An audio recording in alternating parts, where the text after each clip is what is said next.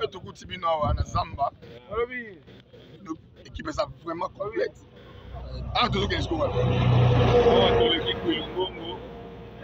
Lukala, toke direction Kimpese, Sombololo, destination finale, Mwanda. On présenté Bino, Oyo, Azali fiscaliste stratège. Fiscaliste stratège.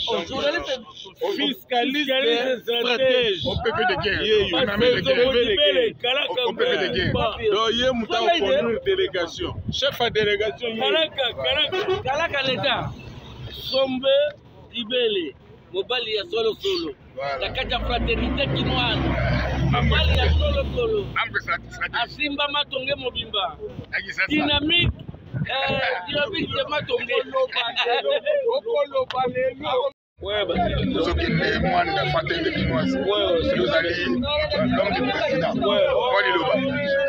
la lobby président a longué Bitumba là qui est là tout ça le voyage spécial il y a quoi qui se présente pour l'aider à fraternité encore tout ça là yo Kalaka pas cause de n'importe quel journaliste pour que ça yo pour de toyebi mwana maison Basile Somodibel fraternité toujours président Boswassa pour tombono Chile Gelo Boma Wakanyinda Cercle Royal Alain Boswassa monument Alain Boswassa voyage à Mwanda la félicité Mbappé la Leli wana prophète a prophétisé qu'il faut aller Alain toi bitumezali mais il va bien qu'il lobby on gérer loko ekizo kuma ya biso donc wana maloba na eko ya rasite tala lelo zawana ngambia mtu munene Israel chano pinano mwana mama kuya uko tombolo chile gelo béton wana kati ya béton. Merci wana ya laki biso mucholas tozaka na nzela tomisho la kipese moni si matériel local ya mwana toleka teleza molai nge papa mbalo ba teleza molai mais inchallah nzambe kaka batela biso sinon non kitoko donc voilà merci c'est-à-dire première fois ça dit grâce à Bilima et le grâce à la fraternité kinoise la moni sous matadi mon aura des passages donc il y a transit donc donc ça c'est la matin des jours ni la matin de toujours les capes sous donc merci président Alain Poussi la moni matin de grâce président Jean Bilan merci avoir créé une grande session kinoise pour étudier tout ya merci anazala PDG Lukwam Masadi konza badawa PDG Lukwam Kaka donc ça PDG Lukwam PDG Boni le grand journaliste Basile Sombo ah tozana racha Matadi fraternité kinoise to salino mas calmement na Matadi pour 30 minutes après tozokende Mwanda to ça la marche de santé na baninga ya Mwanda elengi wapi kitoko wapi Sabino 0-0 boni yo tozimala mona kata Matadi yo tozana molobeli monene ya mboka oyo Sombo Dibele oyo papa na ye atikelaki ye bosala kitoko oyo azali kosala na kati ya Matadi yango tozali kokona biso na kati ya Matadi de Esengo tozali kozwa NN sponsor ya biso monene yo TG Kasimi Mungu Boni. Ouais, Kalaka Ngumba Kinshasa. Voilà. La fraternité kinoise pour la première fois. Non, le Salema n'est jamais Salema. Mais dit pour la première fois, fraternité kinoise dans le Congo central. Après Matadi, rendez-vous dans Mwanda. Voilà. Kitoko trop.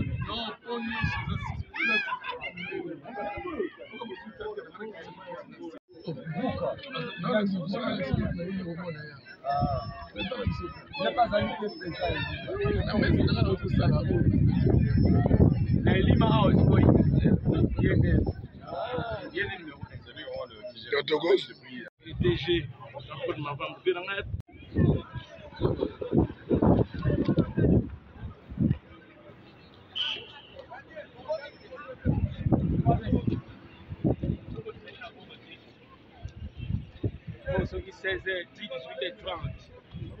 Vous vivez déjà.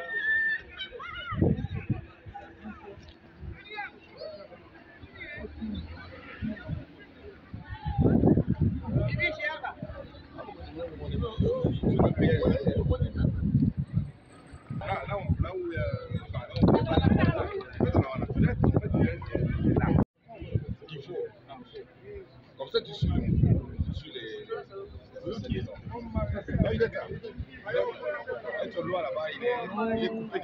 On a la résidence et pas président Moubengaï. Nous avons une vidéo, maman, tout ça dimanche. Le président peut m'appeler à Bazawa avec RFI à Polo Belge. Nous avons un bébé, c'est un anniversaire à bébé. Nous avons maman Nember, donc j'ai venu mettre à côté avec une petite abimi. Donc nous avons donc un gâteau.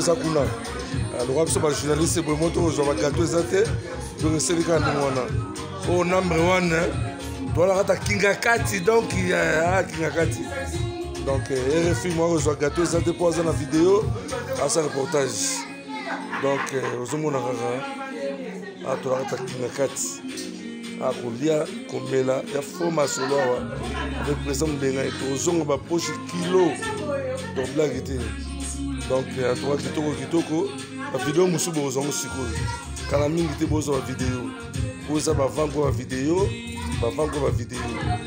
la vidéo ya bien roya ou ya damage bozo kitoko a tout ça la vidéo la kati ya kinga kati pas présent Moubenga yé moko a tout ça la présent Moubenga yé moko na kati base au titanium donc vandi ozomona parler na kati résidence donc on va nous vidéo en moyo nous avons pété donc nous avons tout ça qui a 4 donc nous avons 1000 besoins de la main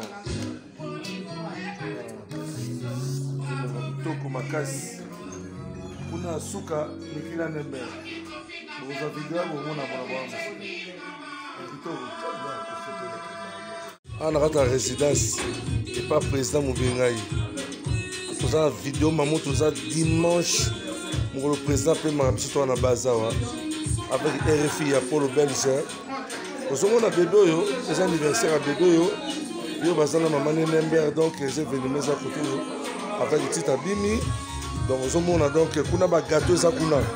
Le journaliste pour moto aux gâteaux zate donc c'est le cas de au number one doit la Kingakati donc Kingakati donc RFI moi aux gâteaux zate pour la vidéo à ce reportage donc aux hommes à toi la Kingakati à Kolia Komela ya formation là avec président Benga et aux hommes ba poche kilo donc blague était donc à toi kitoko la vidéo musu bozongo sikolo kala mingi te bozo la vidéo boza ba vango la vidéo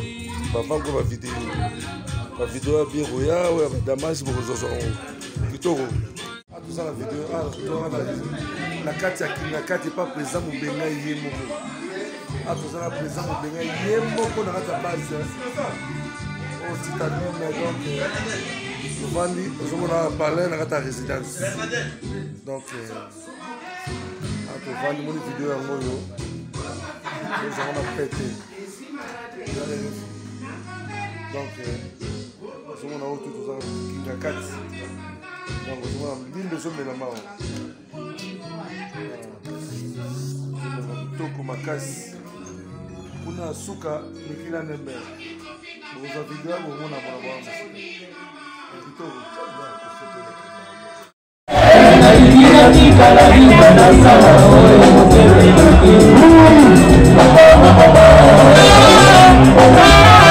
Moïse,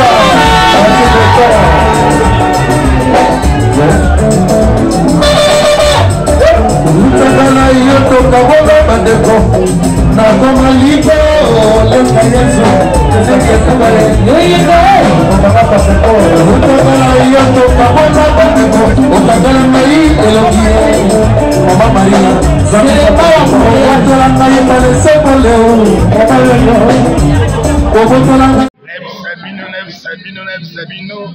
Awa six moko. Awa six moko. Sabino va passer Bolali. Bolali na ba mawa. Sabino.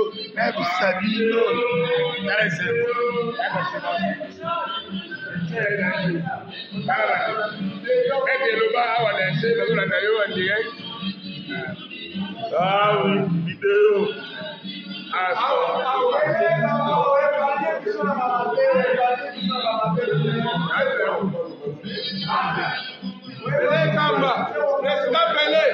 Nous sommes dans le piano.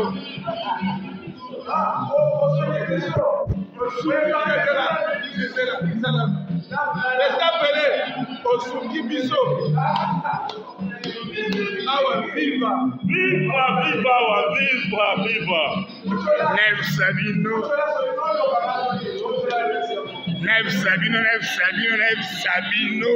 Awande makam. Sabino. Hey,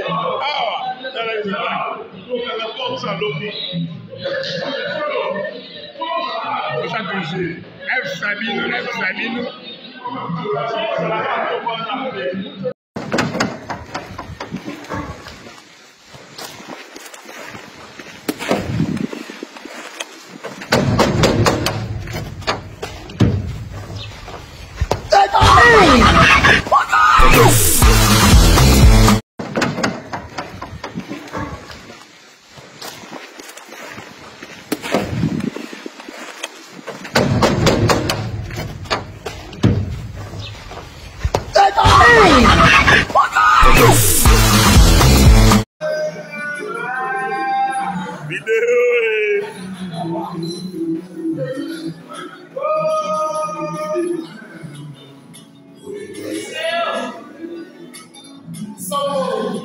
Voilà, mesdames et messieurs, une très belle ville. Là, pour moi, c'est une exploration. Parce que grâce à la fraternité quinoise et les amis de Mwanda, nous avons eu cette invitation et nous devons amplement l'honorer. Nous sommes logés derrière. Vous voyez, c'est pas cette parcelle, l'autre parcelle. Mais ce qui est peut-être politique, journaliste politique aussi. Donc là, je vois l'IDPS, l'IDPS Fédération Mwanda. Voilà, aujourd'hui c'est le 1er août, journée des parents. Et quand nous disons journée des parents, on passe directement aux parents qui ne sont plus en vie. Donc voilà, IDPS Mwanda. Voilà, la fédération de Mwanda. Donc c'est ici. Donc nous avons aussi la chance. Il n'y a personne, il n'y a personne parce que aujourd'hui c'est une journée fériée. Donc le 1er août, ça tombe un lundi. Mais tu vois, la ville est un peu déserte parce que ici nous sommes en ville. Hein, on est en ville. Donc ils arrivent à passer à Minde, là, Perenco, Vanda, et là, Kenda, Batikela, Bisso. Est-ce que tu entretenir ensuite davantage parce que ça bien. Voilà, moi c'est un gouvernement. Il y a des gens mingi, qui toko mais ils ont macadam te. Ça a bien bossé ba macadam. C'est une ville côtière. Ça c'est une ville côtière. Donc une ville touristique très air du temps. Maintenant du côté on a des bis. Donc voilà, donc merci la fraternité quinoise conduit magistralement par son président Alain Boussi. Merci les amis de Mwanda. Voilà. Donc nous sommes ici. Les amis de Mwanda. Nous avons un décor déjà planté. En direct de Kinshasa. Et tout ça, Awa, un espace à l'Onfumu. Donc c'est le moment ou jamais. Question aussi de la famille Nolia. Question aussi d'explorer la vie. Donc entre nous, je demande, une fois dans la vie,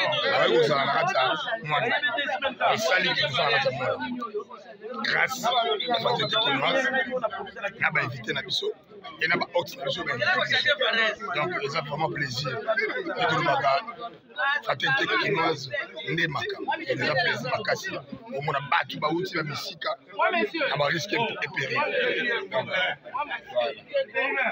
voilà ce reportage na biso à toi côté à long fou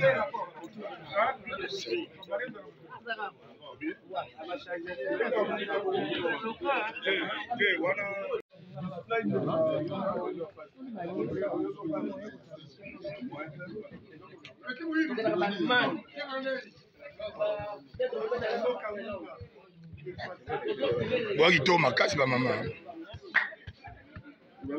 tobani na l'école tokotibi non na Mwanda vous avez invité les amis de Mwanda à sentiment là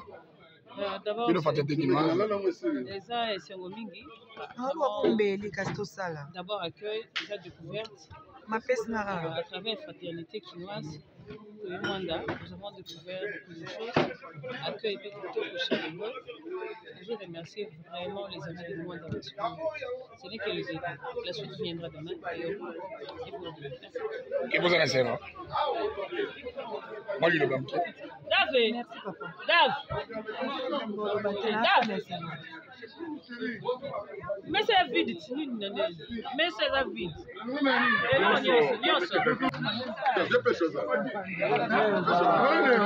Et déjà, le comment vous allez membre influent dans la fraternité.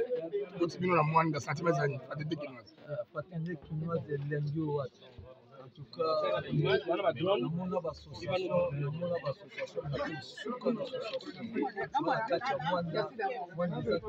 tout ça va marche de santé. À l'Ofumo, faut continuer. Rien à dire en tout cas, Fraternité Kinoise toujours en avant, présent les bourses.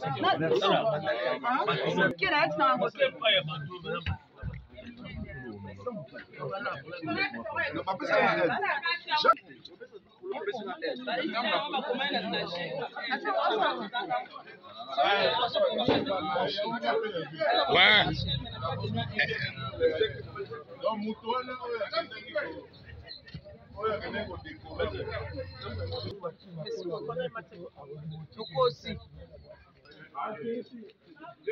On va prélever l'attention, attention.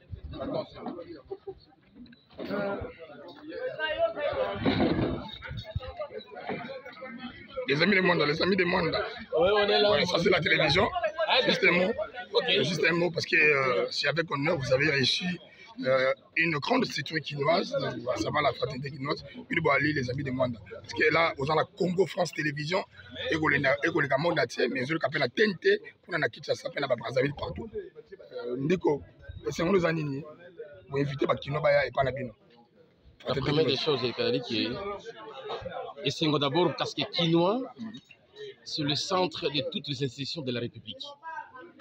Mwanda, c'est l'entrée, il y a la République démocratique du Congo, et puis ils allaient sortir, il y a la République démocratique du Congo. C'est-à-dire, la potentialité, ils allaient dans Mwanda. Ils allaient dans la ville-province de Kinshasa, symbiose wana, kokutana wana, kusangana na makanisi pour le développement de toutes nos villes. C'est ça l'intérêt principal. Il y a visite, il y a bande de la cité côtière de Mwanda. Et que nous saluons, nous sommes très enchantés de savoir que nos amis kinois viennent visiter la côte Mwanda. Question de relier et de maximiser cette relation. Idée où tu as. Bon, j'étais en mission de service à Kinshasa et je vis les amis vraiment soudés, unis, avec une même perspective d'avenir. Je m'étais dit pourquoi ne pas rassembler l'esprit de Mwanda et l'esprit kinoise pour qu'ensemble nous voyions le devenir de notre nation qui est la RDC, notre chère patrie. Voilà, notre chère patrie. Mais question de curiosité, Mboni Mwanda. Mwanda, c'est une ville potentiellement riche, mais qui n'a pas encore ses ressources réelles pour desservir la population. Mwanda a une histoire. C'est ici où il y avait la traite des esclaves qui allait vers les États-Unis, le monde entier. Mwanda, il y a l'embouchure du fleuve Congo. Mwanda, nous avons même des Américains, des Australiens qui quittent leur pays pour venir visiter les mangroves qui n'existent qu'ici à Mwanda. Mwanda, c'est parmi le territoire de la République qui égorge 2 bases militaires uniques dans tous les territoires de notre nation. Donc, Mwanda a toutes les ressources humaines. Mwanda détient de banques dignes de son nom pour faciliter les opérations tant dans les esprits de Congolais ainsi que des expatriés. Donc, voilà un peu ça, Mwanda. Alors, c'est une partie remise. Vous aussi, vous serez le bienvenu à Kinshasa. C'est notre souhait. Voilà. Merci beaucoup, chers journalistes. Voilà. Ok, c'est bon. La fraternité quinoise, une grande structure quinoise. Monsieur le Président Alain Boussi, vous êtes ici à Mwanda. Quel est votre sentiment? Non, merci bien, merci Basile. Merci parce que je crois que nos amis de l'Asbel, les amis de Mwanda, nous ont fait l'honneur de nous inviter ici à Mwanda. Du 31 au 3, nous sommes venus dans le cadre de cette solidarité, fraternité qui est entre l'Asbel sœur de Mwanda, sœur à la fraternité quinoise de Kinshasa. Et nous sommes venus pour visiter Mwanda pour certaines activités récréatives, en commençant ce matin par la marche de santé que nous avons offert conjointement avec nos amis de Mwanda. Et puis après, ça sera le divertissement. Et demain, le 2, on aura toute une série de visites de certains endroits mémorables, stratégiques, historiques. Et puis mercredi matin, nous reprenons le chemin pour Kinshasa. Donc cet échange-là, ce partage d'expériences et de vie commune, de convivialité et tout ça. Et voilà, donc comment vous avez trouvé la ville d'André DG? Parce que c'est une ville côtière, mais aussi une ville touristique. Je sais que vous n'avez pas encore exploré totalement comme vous venez d'évoquer, mais d'entrer à la ville, vous avez trouvé comment? Non, une belle ville, hein, une ville côtière, le climat est très bien. On voit que la ville est en train de prendre de l'ampleur, de l'envergure.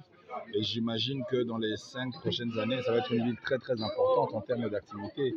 Au regard de l'érection du port en eau profonde de Banana, ça va certainement faire qu'il y ait beaucoup plus d'activités, beaucoup plus de mouvements dans cette ville et ça va générer beaucoup de touristes également et faire en sorte que les activités économiques puissent aller vraiment de l'avant. Revenons un peu, Président, les amis de Mwanda. Est-ce qu'il y a une ambiance à bon enfant? Oui, absolument. Je crois qu'on a été bien reçus hier à notre arrivée, hier soir. On a été bien logés, on a bien dormi et c'est vraiment très convivial, c'est vraiment très bien, c'est une très belle expérience. Moi, personnellement, ça fait que je viens à Mwanda et à la faveur justement de cette relation entre les amis de Mwanda et la fraternité quinoise, je découvre la vie côtière de Mwanda. Que Dieu en soit loué, je suis content. Ce n'est qu'une partie remise et aussi aura besoin de vous visiter. Dans le cadre de cette réciprocité, nous allons certainement nous faire fort d'organiser que nos amis viennent à Kinshasa, de telle sorte que nous puissions leur rendre l'ascenseur. Merci, Président. Même muscle plus, on les a bien forts. Même muscle plus sur le bas qui muscle plus. Tournez sur le tournez.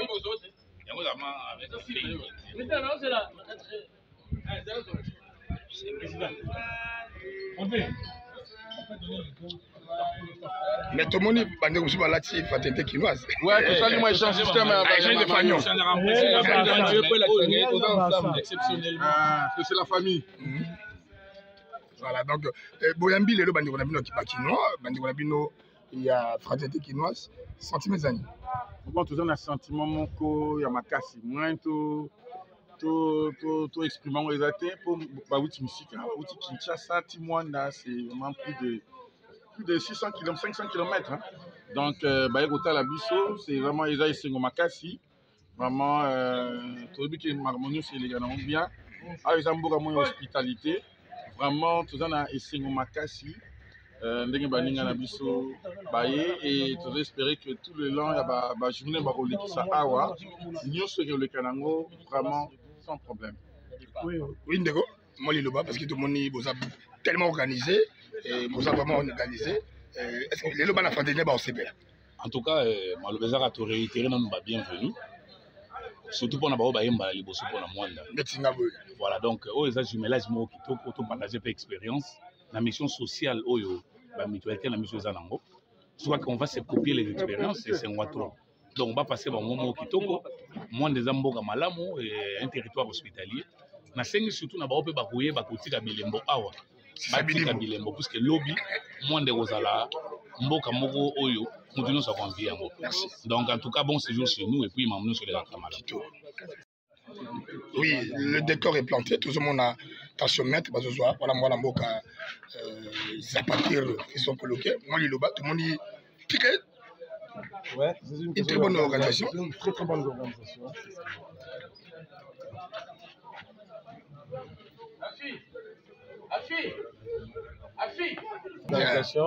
C'est nos amis d'ici, de Mwanda, nous ont reçus depuis hier soir. Et là, on va pour commencer nos activités. Hein. Comme c'est une très bonne organisation, vous avez besoin d'attention, les stable pour tout marcher. Vraiment, on est fiers de venir ici. Merci beaucoup, monsieur Basile Sombodibé, les Kalaka Yamboka. Merci, cousin.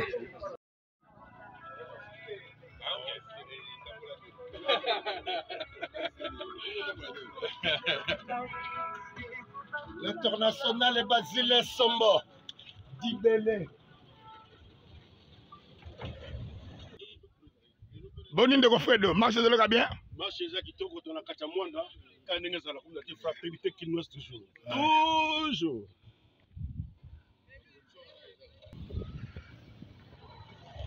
Monsieur Driko, ezaloka ndeni marche na kati ya Mwanda? Esali biso bien kitoko. Lombo sese, ezaloka ndeni? Esali kitoko, plaisir à trop na bandeko na biso ya Mwanda. Alors, lelo nde eza le 1er août fête de parents. Bandé on a marché et puis toujours que nous suivons ça na plage. Vraiment ils a quitté trop. Remerciement mingi na président le cercle royal. On a ba contact quoi ça là pour la bonne marche à l'association fraternité kinoise. En tout cas bisous. Bonne fête. Bon le boss c'est. Ouais kitoko ne kaka pêche du aujourd'hui. Faut tant musoko musaka mutoki. Bimsi mutoki, si matoki na plage. Tout alimé. Les amis de Mwanda, les gagnants. Sauf que si m'a poussé, on arrive. Chérie Marie-Rose, ça va? Ça passe bien, chérie? Je suis ton fan, tu sais?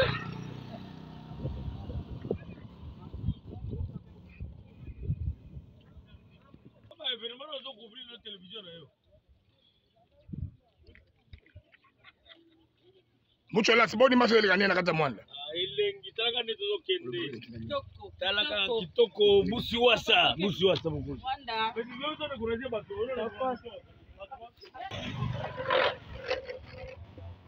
Roger Bouloba na kata Mwanda marche zoleka neni. Maître, un mot rapidement boleka. Mabiki na maladi dans la kata Mwanda donc. Bonjour.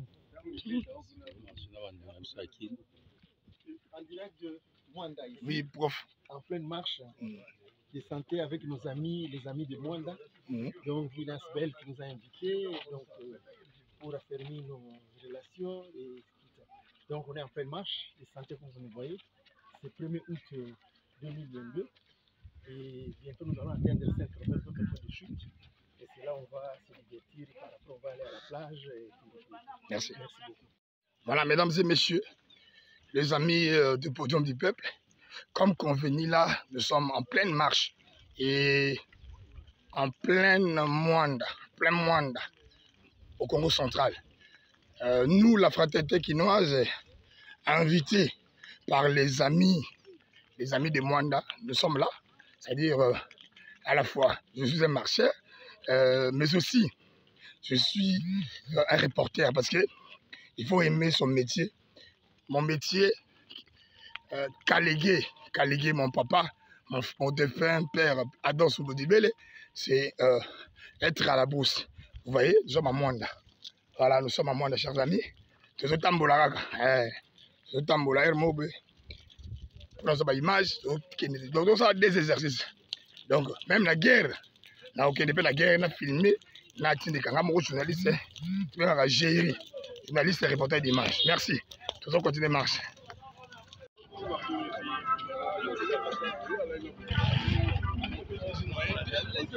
Bele Kamba na kata Mwanda Moliloba. Oui, tout le monde a tous à la marche avec les amis à Mwanda.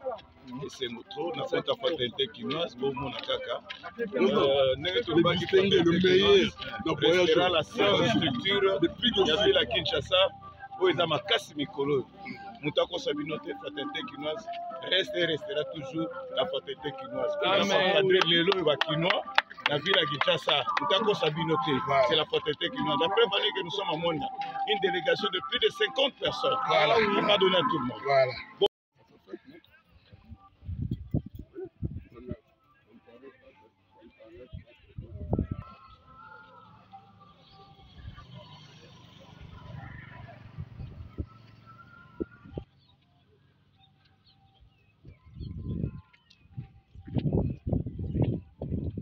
Toujours. Toujours. Didos Boni. Ouais.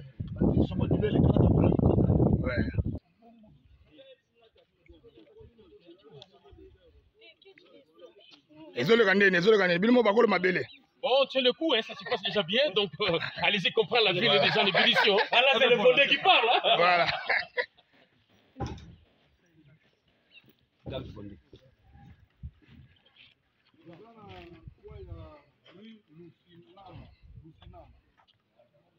Coloqué, Nakata Mwanda, ça se passe comment? Ça va? Ça va, ça se passe bien. Là, on essaie d'avancer, mais c'est bien. Okay. C'est très très bien. Maître Chambo? Oui, vas-y. Est-ce que vous avez bien été? Mais je l'ai bien marche. Ma marche est bien. Donc, les amis de Mwanda Asbel, bayambi biso qui toko makasi.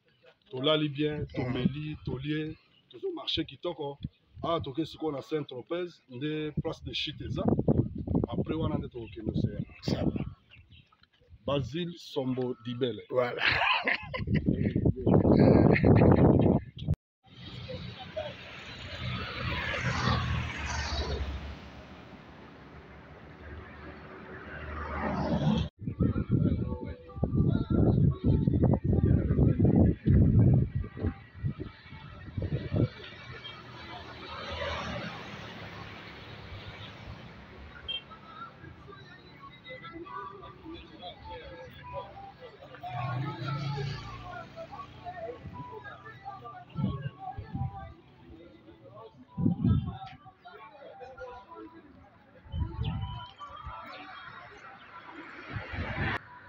Ouais.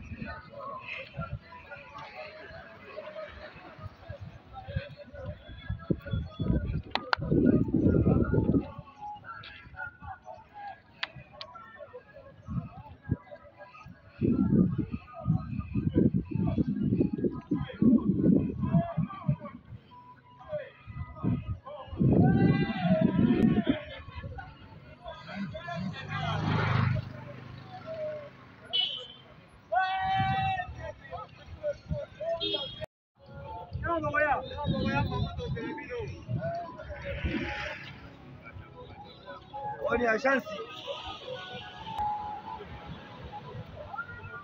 Mais, c'est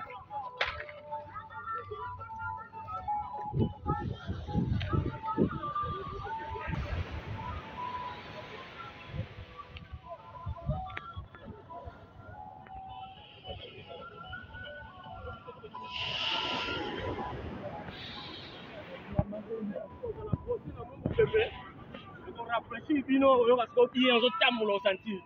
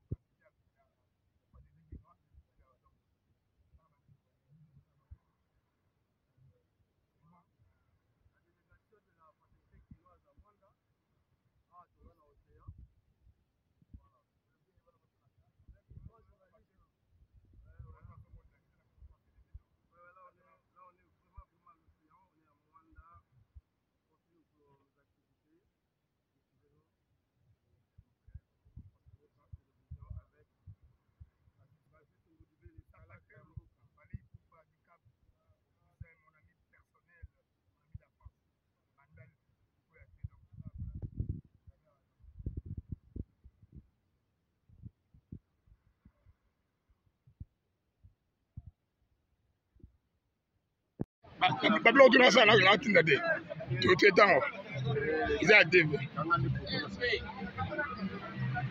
parce que babilo na tinda sute RP yaga na kanda munda mutombe la kanisa kokende ouais